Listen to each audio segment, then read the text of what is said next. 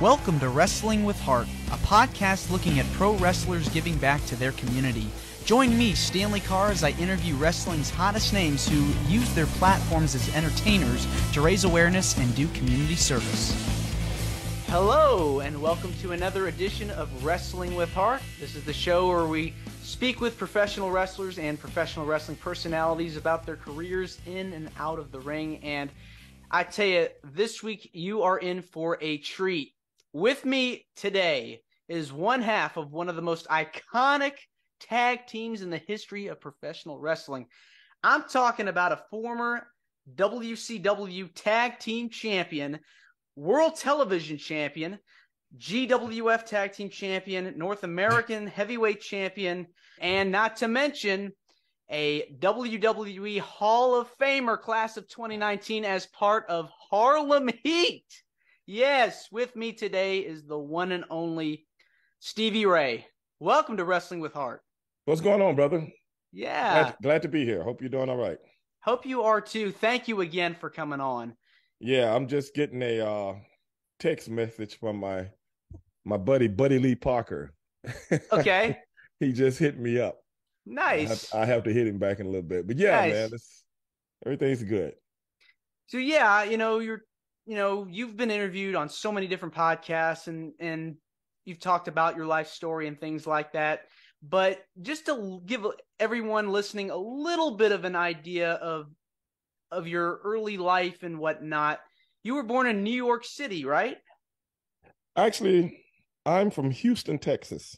Okay. I got kinfolks in New York, but I came up in Houston, Texas, man, and southeast side of town. A very normal upbringing, played a lot of sports, did a lot of mischievous things, man. Went to Jesse H. Jones High School, where I played football, basketball, and track and field. Yeah, that's pretty much my upbringing with a lot of different people that you probably heard of that I played against in high school and came from certain neighborhoods that I, didn't know in those days other than playing against them, but know them now. So, it's kind of cool. So many people that came out of our little area of Houston, Texas that made it in basketball, that made it in football, that made it in track and field. I mean, so many people, man, music, so on and so forth. So that's the part of town where me and my brother came up at, and we still say it to this day that we're from South Park instead of Houston. We always say we're from South Park, so people know what part of town that is. So a lot of people came from there. Yeah. I mean, yeah. Oh my God. Michael Singletary, played against him, and Dexter Manley, Darryl Green and I went to school together, ran on the same track team. Clyde Drexler. Oh man, the list goes on and on, man. The list goes on and on. So yes. Jalen Hurst now. Yeah. CD Lamb. All those guys are from this same area, man. So many of them. Yeah. Up and down the road, you just a who's who of who all grew up in that area. Man, for the last 30, 40 years, so many people that came out of this area that, advanced in, Beyonce. Mm-hmm. Mm-hmm. Yeah. Okay. You know what I'm saying? Beyonce. So, it's a long list of people who her dad and myself are very good friends. Really? Yeah. Wow. Yeah. She just won like a whole nother set of Grammy Awards. Yeah. Can you believe that? That's what I'm saying. That the Houston's, oh my God, so many people that came out of this area, so many different genres of music, and like I said, sports and politics and everything else, man. And I'm proud to be from here. Definitely. Yeah. So let me ask you this. How did you get, your brother, Booker, is your youngest brother, right? Mm-hmm. How did you two get interested in professional wrestling? Was it something you watched growing up? I think everybody watches wrestling growing up, man. I think at least everybody in Texas does. I don't know about anywhere else, but we were always fans of professional wrestling. We never thought about being professional wrestlers or anything like that. That was a whole nother process. We just, tried it,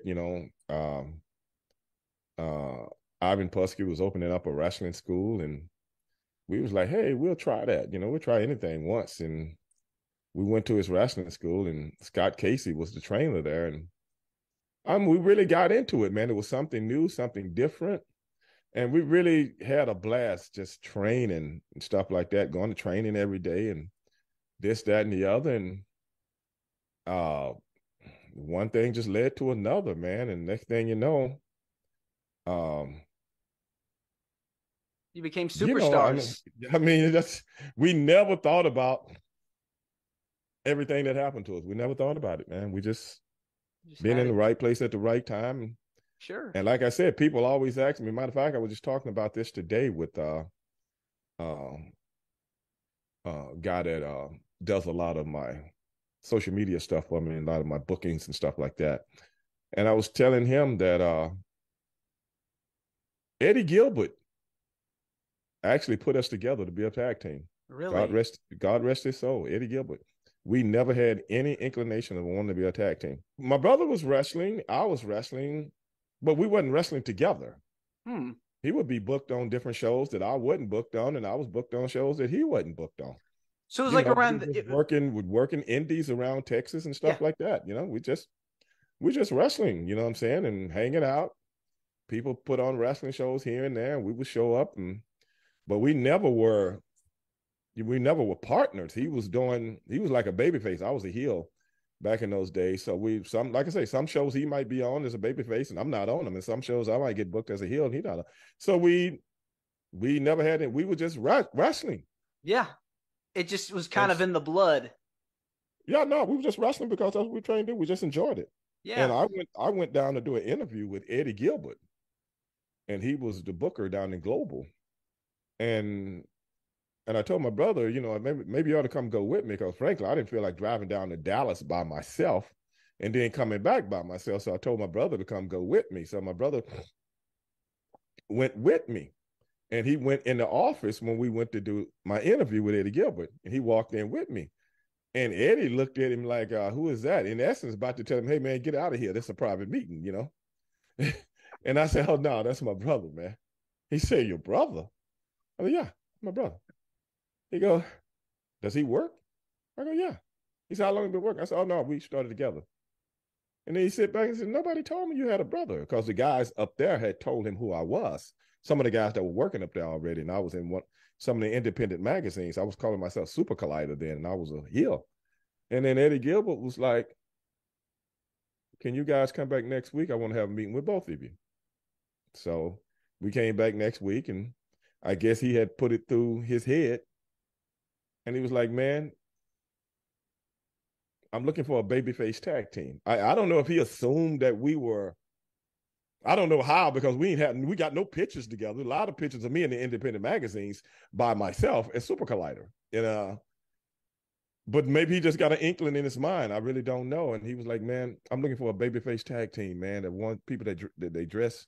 I want them dressing right, and I want them speaking good and blah, blah, blah, and be a babyface team that people can really look up to and young kids can look up to. You guys think y'all can do that? And we was like, yeah, I guess. You know what I'm saying? Yeah, we can do that. It just happened like that. That like out of nowhere. This is Eddie Gilbert. Yeah. You know what I'm saying? This is Eddie Gilbert.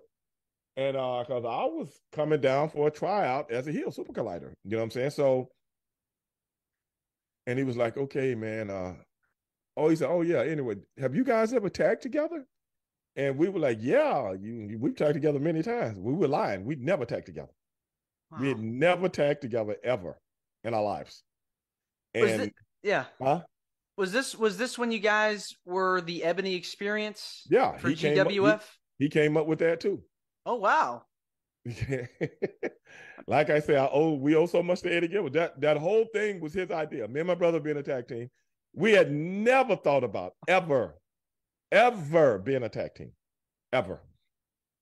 I got to bring this up because I remember watching the Hall of Fame speech when you inducted your brother, and you told this story, and I hope I get this right, but growing up, you hung out with your friends a lot, and your brother always wanted to see what was going on. Right. And he used to kind of sneak into. Yeah, he's always trying to hang around, you know what I'm saying? But that's book, you know what I'm saying? That's book. So, yeah. So, but we never thought we'd be a tag team together. We never thought we'd be in the wrestling business. That's just something that came out of the blue, and man, it all worked out. Years later, we went out to do. We come back. Actually, we come back to show Eddie the next week that we have been working on some things and try to get out here and make him proud. Yeah. But when we got back, Eddie, they had let him go. He's not even working there no more. He'd been fired. Oh, man. Yeah, that's what happened. We like, oh, wow, That's crazy. Well, that's the wrestling business. You know what I'm saying? We don't know what was going on. We ain't even been, we not in global. We just some guys that's passing through and got an interview. You know what I'm saying? We just in the way more than anything. So they told us, well, we know Eddie promised you a tryout match, and we're gonna obligate that, but that don't mean you're hired or nothing like that. So we was like, okay, we'll do the tryout match and this, that, and the other. And we knew what was up. That's how it goes in the business. Whatever Eddie liked, whoever the next guy is doesn't like. Just like any other job, you know what I'm saying? Whoever was supervisors under this guy, now you're going to be demoted to whatever, and he's going to bring his own guys up. And it's no different than nothing else, whether it be a corporation or football team, whatever, you know what I'm saying? That's just the way it goes. So we kind of knew that, and we knew. Then they put us against a couple of guys to go out there and work, and we'd seen these guys on Global working before, so we knew they wasn't too up on what they were doing, and was like, oh, okay, we'll see what's up here. They're going to kill two birds with one stone. They're going to put the new guys that haven't had a match and the guys that been looking like crap every week, and they getting ready because it was their last night. So in essence, it was their last night and our last night on the same night. Yeah. Wow. It'll be everybody there to get rid of all of them at the same time. So me and my brother concocted a plan and said, hey, brother, we've seen these guys on television. Let's go out here like Scott Casey always trained us to do. Let's go out here and make these guys look better than they ever looked before in their lives. And my brother was like, yeah, let's do that. So that's what we did. We went out and, the people, we went out as babyface and the people healed on us. I'm like, okay, this how it is up here in Dallas. Here come the heels and they rooting for them, and they heels every week and they rooting for them. I was like, okay. So we do the match and everything, and boy, we start making those guys look better than they ever looked in their lives. People start rooting for us. Now they're rooting for us. So psychology. The tides kind of turned a little bit. Right. Yeah, just like the Rocky movie. Yeah. And with Drago. Yep. And my brother's out here telling these guys every single solitary move to do because they were lost. Nobody ever worked. They were lost. And my brother is out there just making them look like, because, they're getting the heat on him. We're the baby faces that he is. Yep. They're getting the heat on him, and he's making them look like $1 million. And he's overselling every single solitary spot that they do. And not only that, he's telling them every spot to do. Give me a double backdrop. Give me a double clothesline. Give me this. Throw me over the top. Choke me. You know what I'm saying? Choke me some more. He tell the other guy, go over there and make my brother act like he coming in. He telling him everything to do because he's been baby facing for 3 years. So he pretty much knows everything about baby facing. And go over there and get in the referee's face, distract the referee. He's telling them every single song. I wish this tag match was videotaped. It wasn't. It was a dark match. Okay. And the fans are going crazy and they want him to get over and make the tag to me, you know what I'm saying? And finally he does something to make the tag to me, and I jump over the top rope and I start kicking butt left and right and boom, boom, boom. I don't even know how the match finished. I don't even know. I can't remember. But we end up going over on them. The people go crazy. The few people that they had in there. They have but a few people in here. Yes. And y'all wanna begrudge Stevie and Booker. We didn't even have names at that time. You know what I'm saying? Really? We didn't even have names. I don't even know if we were calling ourselves maybe we were. Maybe we were the Evan Experience or something to that effect. I can't remember. Yeah. But from what I remember seeing, like I said, this was before anything this was a dark match. It wasn't even on television. Yeah. But I think Eddie had mentioned, but like I said, by it being dark, it wasn't taped. So whatever transpired wasn't locked in stone yet. I don't even know if we had even named ourselves or anything like that. We didn't get a chance to because Eddie got fired. So we never got a chance to really go over how he wanted everything done. We never got a Sure. chance. We just remember what he said the last time we met him, which was the week before. So anyway, we finished the match. We go in the back, you know what I'm saying, like that. And the two guys we were working with, you know, came up and was like, hey, man, appreciate it, blah, blah, blah. Good match. And the guys in the back was coming up to us saying, good match. And these guys hadn't even really spoke to us in 2 weeks. Other than stuff like, hey, man, my name is so-and-so. Who you working with tonight? Oh, we're working with those two guys over there. And you get one of these. You know, like one of those like little that? Smirks. Yeah. You know, like, oh, good luck. Type. You know, like these guys are so terrible. Yeah. You know, and that happened 2 or 3 times. And then I asked my brother, hey, man, you getting the same idea? And he's like, yep. I said, okay, the fix is in then. So we know what's up. But anyway, after the match, the same guy that was giving us the Iggy like that will come over and say, hey, man, that was a good match. That was a good match, and blah, blah, blah. And then the two guys we worked with, they came back over and said, hey, man, we want to let y'all know something, brother. As long as we've been here, nobody has ever worked with us like y'all did. And we appreciate that, man. We just want to let y'all know that. And then one of them turned around. My brother remember the names. I can't, the name of their team. I can't. The one turned around, he's go, hey, man, y'all gonna make it. He said, I just want to tell you that. I've never seen this guy again. He walks off. And that's the last thing he said. He said, y'all gonna make it, man. And the rest is history. It is. That was the first tag match me and my brother ever had. And the guy we were working with looked at us and go, hey, man, y'all gonna make it. I'll never forget that. But we didn't know it was going to turn into what it turned into, you know what I'm saying? Yeah. So that was the beginning. Yeah, definitely was the beginning. The crowds were electric because I was watching some of your old matches. Well, you got to realize something. Wasn't nobody in there that night. Right. Okay? Now we getting the Iggy from the people. They got everybody sitting on one side to make it look like there's a lot of people in the sportatorium. Really wasn't. And the booker comes up to us and goes,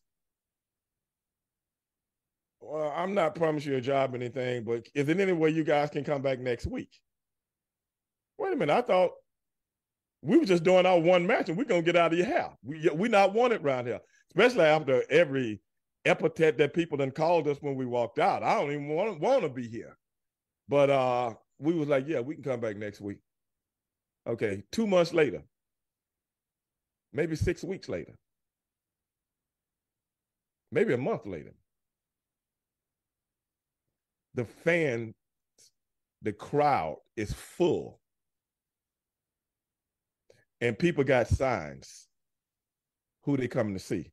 The very guys that you didn't want here in the first place. That's how it went. Wow. Yeah.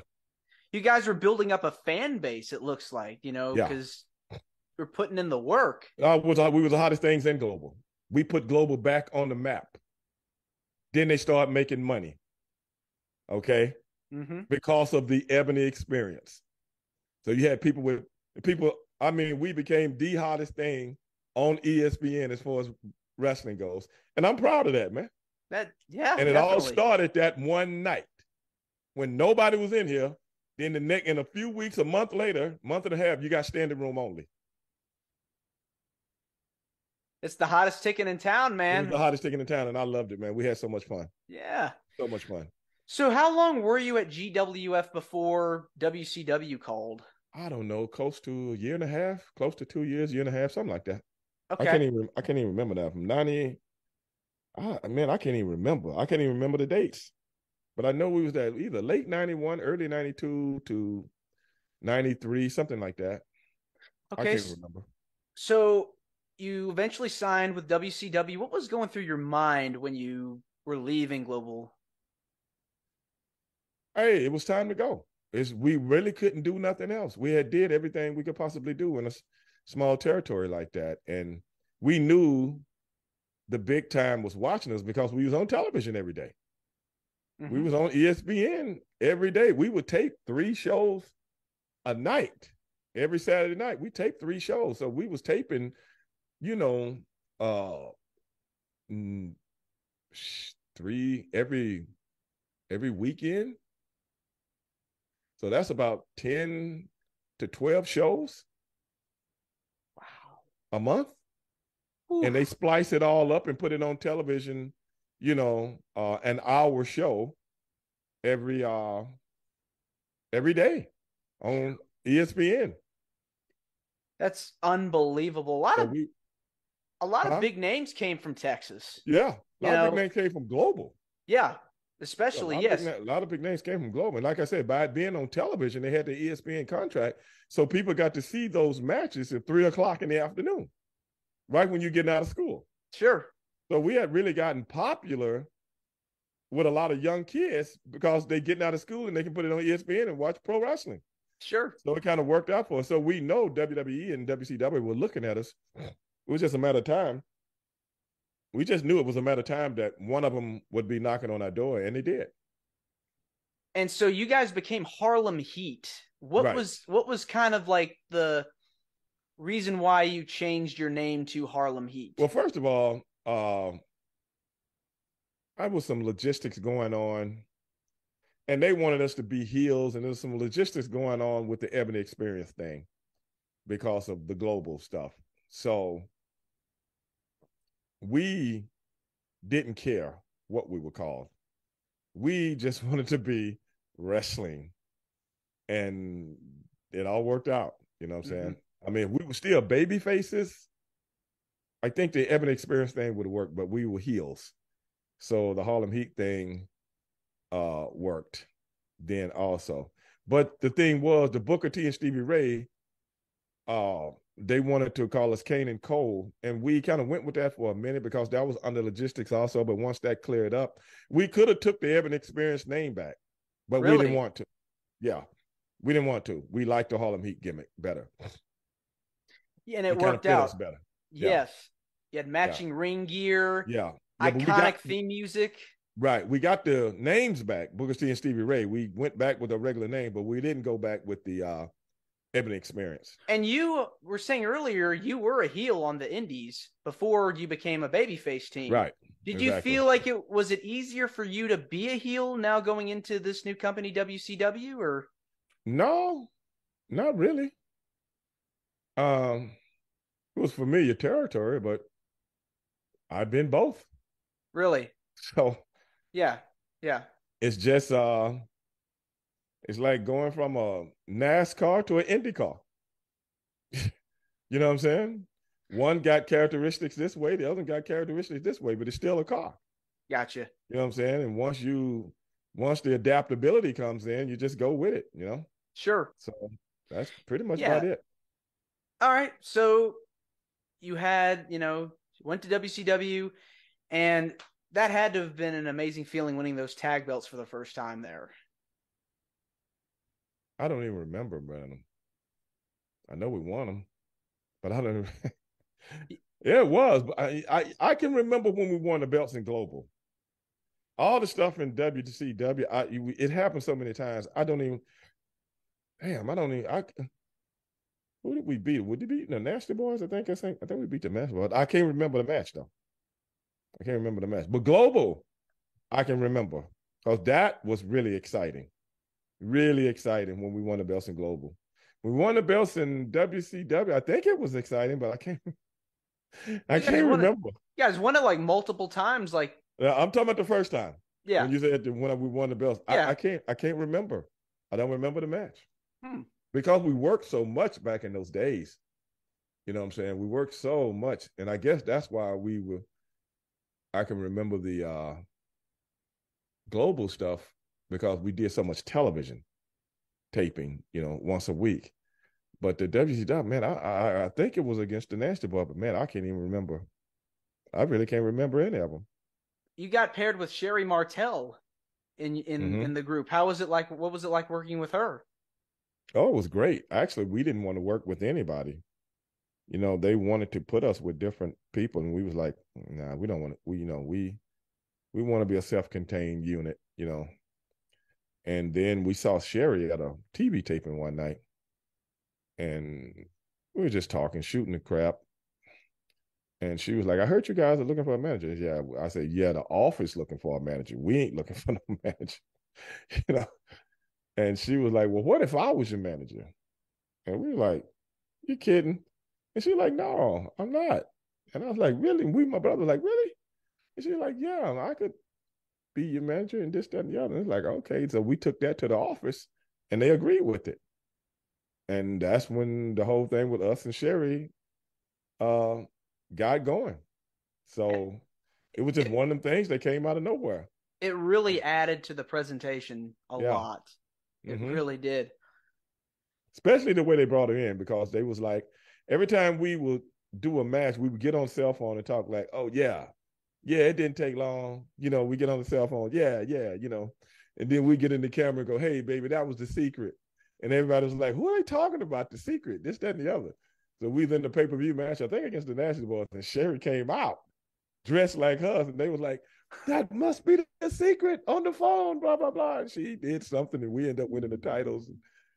It's coming back to me now. Yeah, that's how it happened. Yeah. So we didn't just come out with it. We were already Harlem Heat, Yeah, starting yeah, static.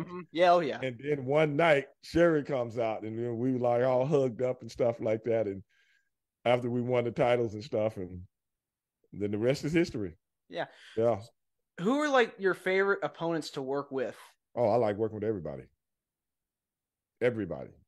Steiners, Nasties, Bagwell, and Patriot. Bagwell and Tuco, uh, Rough and Ready. Oh man, we love working with everybody, man. We had good matches with and we went on the road with so many different people. So uh it didn't matter to me.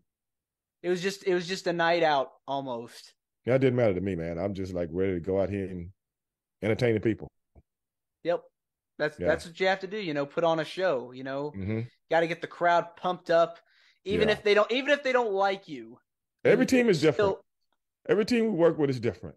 really. But that's why you do it. You know what I'm saying? Every team got different characteristics. And that's what made it so interesting. Yeah. It keeps the interest in doing what you're doing. Was there one particular team that was tough on you, like really hard on you? Like No. No. No. We pretty much dictated the matches. I got you. You know what I'm saying? We pretty much dictated what we did. Nah. I think no, nah, not that I can remember anyway. Everybody had their own thing that they like to do. So we just adapt to what they like to do and make it look good. Yeah. Yeah. So eventually you guys split up, went your separate ways, Booker went solo, you went solo. How did you feel at that point, being a single star again? It's just in the wrestling business, it's work. It's just work. We was doing that temporarily, and then we came back together after that, you know what I'm saying? And then I started doing commentary after that, so on and so forth. So it's just a part of the game. And the best thing about the game, you just accept the game and keep moving. You know what I'm saying? You just accept the game and keep moving. But at that time we had cachet to do other things, and that's what we wanted to do. Because the tag team thing, so many people were becoming singles thing now, and Bischoff and them wasn't pushing the tag teams no more. So we didn't want to be out here doing tag team stuff with that they don't even have tag teams to go around anymore. Sure. You see what I'm saying? So yeah. Eventually, WCW closed and got bought out by the WWE in 2001. Now, you weren't picked up by the company when it got sold. How did you feel when WCW got bought out, and what was going through your mind at that point? I pretty much knew it was going to go down. Not like it happened, but I pretty much knew it was going to go down. They didn't pick me up because I didn't want to get picked up. Really? No. I didn't want to get picked up. I didn't want to go to WWE and have to work another 300 days a year. I was done with that. There's a lot of, in the last 10 or so years, there's been a lot more African American talent in professional wrestling that I feel are now getting to show what they can do. And I'm talking about WWE and AEW and Impact. How do you feel about the representation of Black talent in wrestling today? No, I've always felt good about talent in professional wrestling. It's not the talent. I've never said anything but the talent. You wouldn't be in the big time professional wrestling if you wasn't talented. It's your representation. I mean, you don't get to big time wrestling by sitting at the bus stop, hoping and praying. You got to put the wrench time in and go out there and show people what you do. I've never had a problem with African American talent. African American talent just as good as any talent on this earth, given the opportunity to do so. But that's not I don't have anything to say about that. I think that's always been there. My thing is representation of how they've been represented as African American talent. It's just like Kofi Kingston winning the heavyweight title. He was never pushed as a heavyweight titleist. And I love Kofi. He's a good friend of mine. But why put the title on him if you're not going to push him like the guy? Sure. That's a valid point, yes. Or Bobby Lashley. If you're not going to push him like the guy, you don't push him like a Roman Reigns. Just put the title on him. I don't know if it's just something to do or what. But that's what I'm saying. Those kind of and like I said, a lot of people don't really understand this because they really they look at things in a trivial way, and this has always been the norm. So once something is the norm, that is the way you look at it as a individual that's buying tickets to see this. This is how it's always been done, so it's not out of the ordinary to me, unless someone like myself brings it up to you. Sure. But most people don't know how to talk about these things without putting it in the wrong context. But I know how to put it in context because that's what I do. And anybody that wants to debate me on that, we can do it. Do you feel optimistic about the future of how Black talent are utilized? Black talent in professional wrestling will always be used the way it always has been used. That is the one thing that me and my brother went out of our way and said, you will not categorize us as the way you see African Americans in professional wrestling. That is the one thing you never seen with us. And that was done on purpose. And the great thing about it is you guys backed up your skills in the ring and talents in the ring, and you became legends. I mean, goodness gracious, you both got inducted into the Hall of Fame in 2019. That had to be an amazing moment for not just for you, but your brother as well. Yeah. No, hell of an amazing moment, and that's what we want. We want, our contemporaries. We also want the people that look up to us to say, hey, they made it, we can make it. You know what I'm saying? That, they represented us the way we wanted to be represented. And the way I say that is the reason I say that is because of so many people that has told me that. People like Reggie White. Okay. People like Muhammad Ali. People like James Brown. Anybody know who these people are? Mm-hmm. Okay. That's what I'm talking about. Yeah. That watching us and we didn't even know it. That's come up and say, man, I'm so proud of you. I'm so proud of you guys, man. You really make me feel proud when I see you guys out there doing that. And I'm quite sure they've seen a lot of African Americans out there doing it, but not the way we did it. Because we represented what we are, not what somebody sees you as. Big difference. Now, you've helped out with a lot of charity organizations, have been working with various groups, and have volunteered a lot in your community. Tell me about some of the work you've done outside of wrestling. Well, that's what I do. I do a lot of public speaking now. And I work with, especially with a lot of schools and stuff around, high schools and stuff like that, and junior highs and things like that. I also work with Houston Community College. And I also work with Scott's Community Care, a good friend of mine. And that's what I do now. That is what I do. That's what it takes up a lot of my time. I'm also putting together a big project with one of the high schools here in Houston, and I'll know more about that here shortly. That is something I've been working on for almost 5 years now. That I'm getting a chance to put together something pretty big. Ooh. So that's something I'm really excited about right now because it's something, like I said, I started it, I wrote it back in 2019, and it's wrestling related, but it's also educational at the same time, educational and uplifting all at the same time. So hopefully that'll be starting here in the near future because I'm really excited about it. It's just taking some time to get a lot of the red tape out of the way. Right, right, I was right. hoping everything would come through in January. Well, here we are in February right now. We're still waiting on one last hurdle to jump. And once we get that one last hurdle out of the way, it's going to be on and popping. I love it. Yeah, it's going I'm to be I'm on and popping. I'm excited for you. I think that's going to be a really good project. Oh, it will be. Once I get to oh, it will be. It's going to be. Yeah. If I or I will die trying. I will die trying. Yes. Yeah, Why do you feel it's important to give back to your community? because your community gave so much to you. It's your obligation. It's just like taking care of your parents when they get older. That's your obligation. They brought you into this world.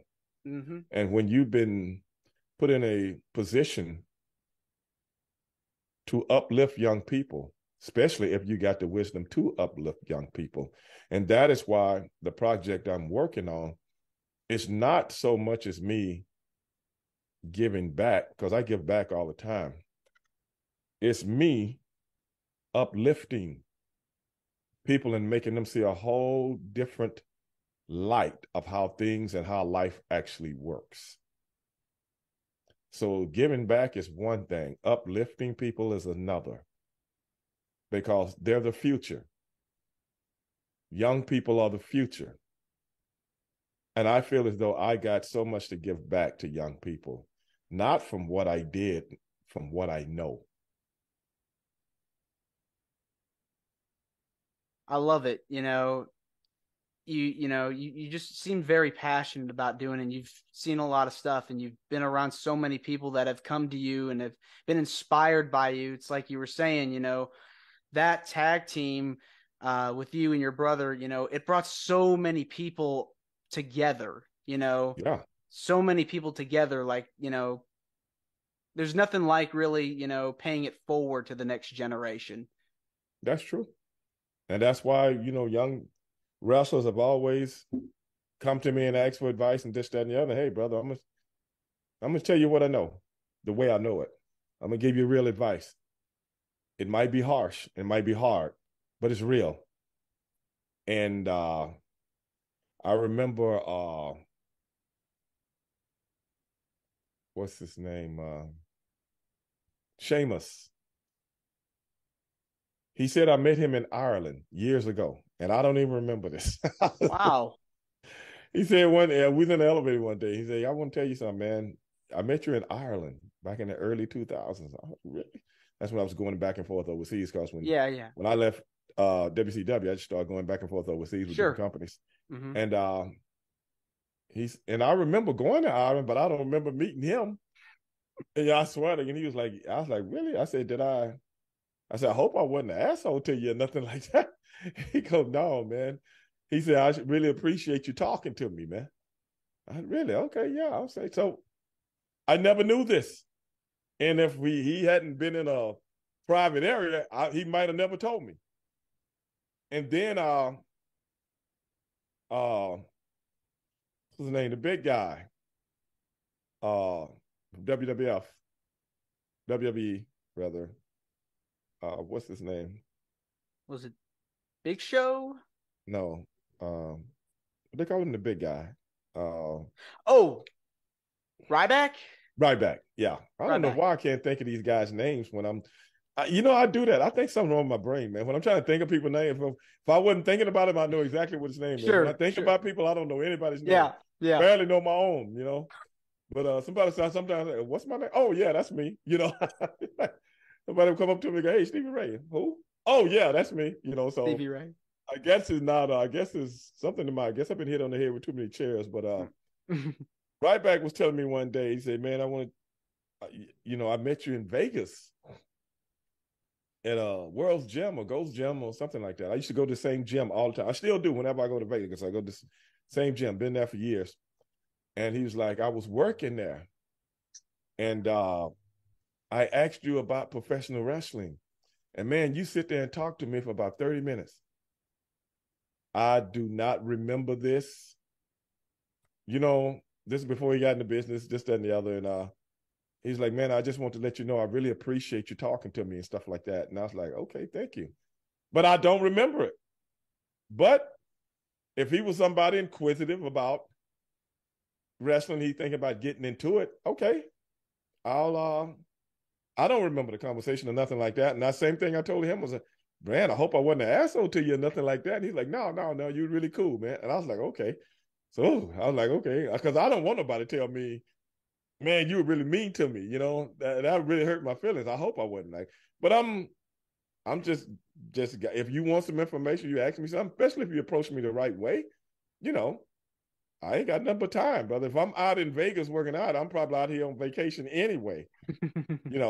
I'm you. I would go to Vegas for fights, like boxing matches. Yeah. My buddies are out in drag. My buddies are drag racers, NHRA drag racers. Yeah. And a few times I went out there to meet them while they're drag racing. Then we hang out, stuff like that. So it must have been one of those weekends. I knew it couldn't have been a weekend where, well, then it could have been where we were in town wrestling. You know what I'm saying? Sure. But the year he said it had to be after that because it wasn't in the 90s. It was in the 2000s. Okay. So it had to be after the WCW days. But yeah, I used to do that a lot. Matter of fact, I'm be out there in April. I'll be out in Vegas in April, hanging out. So yeah, but those two guys that made it in the business, and they were like, hey man, I appreciate you talking to me. And I was like, well, I don't remember, but I'm glad, I'm glad we did talk the way we did. Well, you seem like a very humble guy, an approachable guy, and always are willing to help other people, whether it's through wrestling or through other ventures. Hey, listen, before we close things up here, you've got a podcast too, right? Yeah, actually, I'm in my dungeon right now. This is all my stuff behind me. Matter of fact, I just got through podcasting a few hours ago. Me and Vince Russo doing our Black and White podcast. Okay. That we tape on Thursdays. And I think we finished today right at 4:45, right at 5, and then got ready for you a couple hours after that. So that's what we're doing. Straight Shooting with Stevie Ray right behind me. Very cool. How long have you been doing the podcast for? Oh, almost 3 years. Wow. Okay. Mm-hmm. All right. Then I had podcasts before that. I had another podcast before that. Then I did radio. I did KCOH sports radio before that. So I've been doing this for a while. A lot of people don't realize this is actually what I went to school for. Really? Yeah. Broadcasting? Yeah. Nice. I was doing commentary on WCW. And people didn't know, man, that comes so easy for you. I'm like, I didn't realize I was trained in this a zillion years ago. Never thought I'd come back to it because I want to work in radio. Really? So, okay. Yeah. Very cool. So I'm glad to get back to something that I really used to like, and then you don't have a love for it anymore. But you don't realize it deep down in your gut, it's still there. Sure. Deep down in my gut, I guess it was still there. And because I used to do the commentary for the boys back when I wrestled in the dressing room, because back in those days we had monitors, but they had no sound. So I would do the commentary while we were watching the wrestling match in the dressing room for the boys as a gag. Yeah. And just make them laugh with different things. You know what I'm saying? I'm imitating different wrestling guys, you know what I'm saying, through the years, and I'm imitating them and stuff like that. And some kind of way it got to the producers and they wanted me to do it for real. Yeah. And I'm like, hey, brother, I'm a wrestler. I don't want to do that, And it's like, no, man, we want to get somebody out there that's that really know what they're talking about, and this, that, and the other. And we heard you was really good. And I'm like, who from who? I'm just messing around. And then once I got that started, it started to come back to me, how to change your vernacular, how to change, different things and get out there and be a little bit more astute and so on and so forth. Because I had to tell him I can't be Stevie Ray.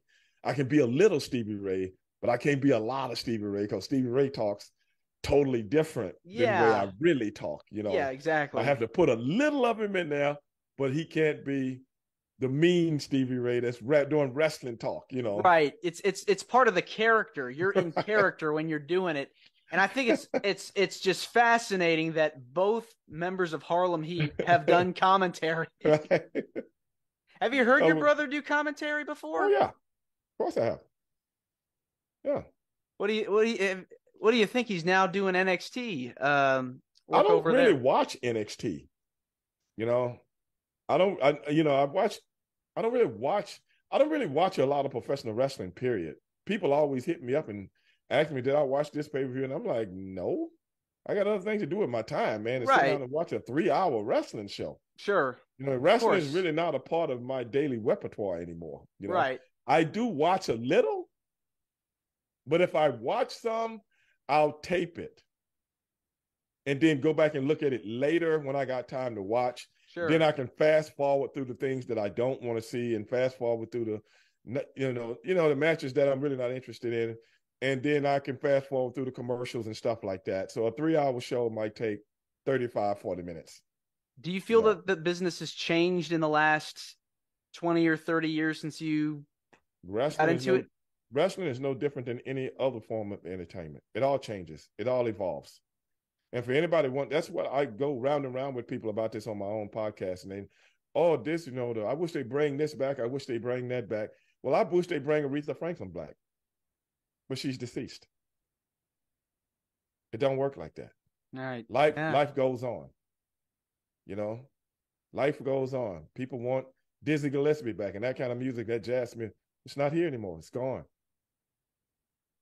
It is what it is. No disrespect to anybody. Matter of fact, me and a friend of mine was having this conversation the other night, and we were talking about Super Bowl halftime shows, and we were talking about the people that they have on that are Super Bowl worthy.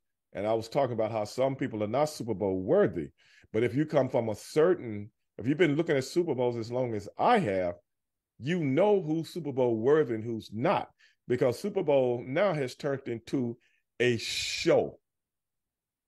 A big, giant production that lasts 20 minutes that they've been preparing for I don't know how many months. There's a lot of people go out here and play music, but can you put on a show? Big difference. So you got a hit record, but can you put on a show? So like I said, a lot of people, I was talking about Coldplay, and I was talking about was it Coldplay? Yeah, Coldplay. And what is the guy's name with Adam Levine, his band? Maroon 5. Yeah. Maroon 5. Those are great bands. But they ain't Super Bowl material. They got a few hits. But see, somebody come on the Super Bowl, you're supposed to have a lot of hits, and everybody's supposed to know you. So that's why I say when you seen a Paul McCartney, well, hell, the man got 50,000 hits, and you're going to sing along with every one of them. Or Prince, or Michael Jackson, or Madonna. Those are people that give a show. Or the Rolling Stones, or the Who, or U2. You see what I'm saying? They've been around so long, I don't care if you're a younger guy, middle-aged, older, you know them, and you know the songs. Mm-hmm. That's the Super Bowl, because you ain't just singing to the audience, you singing to the world. Right. Yeah, I mean, I like how you know what I'm saying? Yeah, I liked how you described it. It's a production. It's not even that long. It's like 12, 15 minutes, pretty much. Right. I mean, you're just watching it, and then it's back to the game. So, we can say the same thing about WrestleMania. It's a show. It's a show. It's the Super Bowl of professional wrestling. Right. I don't expect perfection. I just want to be entertained. But the matches are no different than the matches that come on every Monday night. You just seeing them from a different production. And the Super Bowl is no different than the game that was on last Sunday.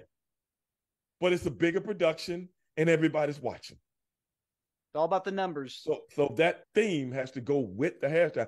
I'm talking about the artists. Well, the artists from yesterday, they hold up. The artists from the day, it's hard for them to hold up because they don't really have that kind of experience yet. Only a few of them. Whereas back in the day, everybody gave you a show. Now you need today's artist like a Beyonce or Bruno Mars. You know why? Because they tear the house down. Oh, yeah. Or Katy Perry.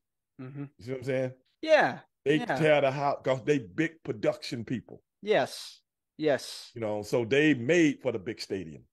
Some people, it is what it is. But like I said, me and a buddy of mine was having that conversation the other day about, and all of that goes hand in hand with professional wrestling. So you can't have yesterday and then implement it today. You got to have today because every generation, the mindset changes. Why are you trying to satisfy the mindset from yesterday and you got the mindset of today to satisfy? That's how it rolls. So yeah, wrestling changes just like movies, just like music, just like any other kind of art. Changes, bro. Either you keep up or you get left behind. Choose one. That's the same thing they tell you in high school. That's the same thing they tell you in junior high, elementary, and high school, right? Yep. You either keep up or what? You get left behind. Right. What's so hard to understand about that? Nothing is. There it is. Absolutely. So that's when I get on podcasts and I talk about you still looking for the Stone Cold Steve Austins and the Rocks from 20 years ago. Brother, you got them on YouTube. Because you ain't never going to see that. That was magic. You ain't going to never see that again. Well put. Well put. Hey, Stevie Ray, I just want to say thank you very much for coming on to the podcast. No problem, it means a lot to me. And where can people find you on social media? The Real Stevie Ray. The Real Stevie Ray on Stevie Ray Athlete on Facebook, but the Real Stevie Ray on Twitter and the Real Stevie Ray on Instagram. So they can find me there. And they can find my show, Straight Shooting with Stevie Ray, on all the podcast outlets. And you can find me live every Monday and Tuesday night on YouTube and Twitch, Stevie Ray TV. Stevie Ray TV, YouTube, and Twitch live every Monday and Tuesday. Well, again, thank you so much for coming on. You're more than welcome to come back. And I'd appreciate it if you, once we get this video out, if you could share it on your social media pages. I'd love to have you back on, more guests. Your brother, of course, has an open invitation anytime. So if you want to share the video with him, feel free.